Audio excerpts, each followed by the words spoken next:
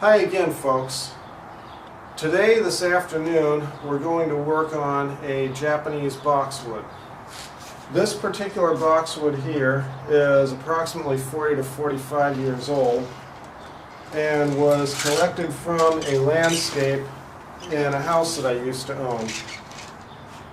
It was once, many years ago, part of a hedge, and at the time I acquired the house, it was the last remaining surviving plant from that hedge. Now, when I collected it out of the ground, it had a long taproot that ran under the driveway, and it actually took about 4 years to properly containerize the tree. I realize a lot of people are maybe not going to do work that advanced, but the principles we're going to use in working on this boxwood today can be applied to just about any boxwood bonsai. Now, the first thing we need to do, since this is put on a lot of heavy spring growth, is prune it back. And we'll start out with the lower branches and then kind of work our way up.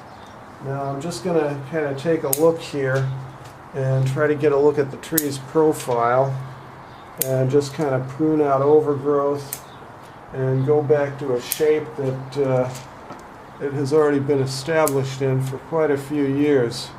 Now, you'll see what we're doing is we're going in between the leaves and we're cutting the stems. You don't want to cut leaves in half because you'll get brown spots and diebacks if you do that.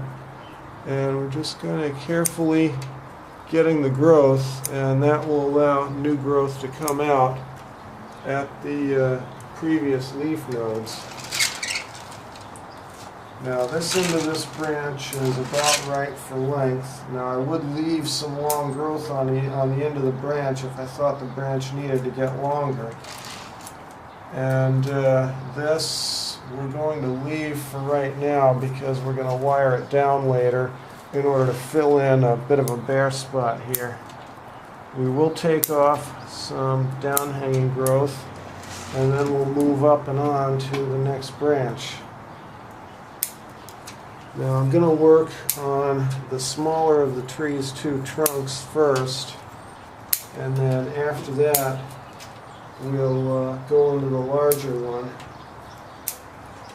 You can actually do it either way. You could do the larger one first and work to the smaller one. It's just this particular tree I decided that this is where I wanted to start, primarily because I want to work off the lowest branches first and go up from there. Now, again, I'm kind of looking at growth and seeing if there's any that I want to wire down and keep.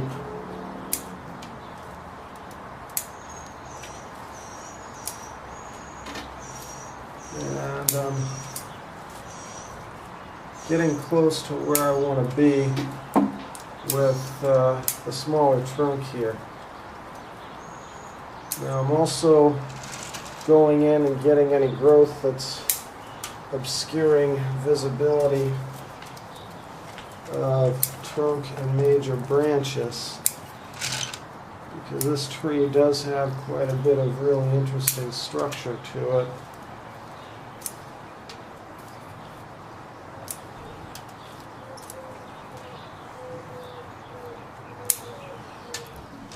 Here is our boxwood at the end of a somewhat lengthy pruning session.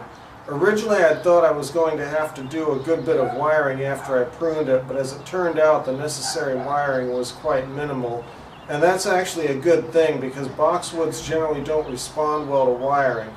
Another thing to watch out for when pruning or shaping a boxwood is that you are going to have branches that are going to die back, especially in the winter time. So sometimes it helps to leave an extra branch here or there in case the one that you're working on dies back.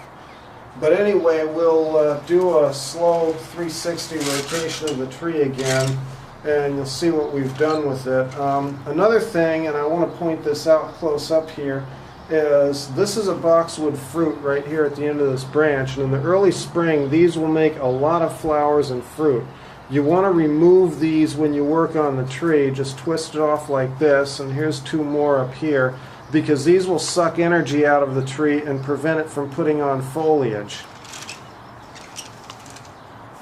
And here's another little one right here, and if you keep looking, you'll see they literally grow all over the tree. I thought I'd gotten all of these when I worked on this tree a month or two ago, but apparently I missed a few. And here we go back to the front of the tree.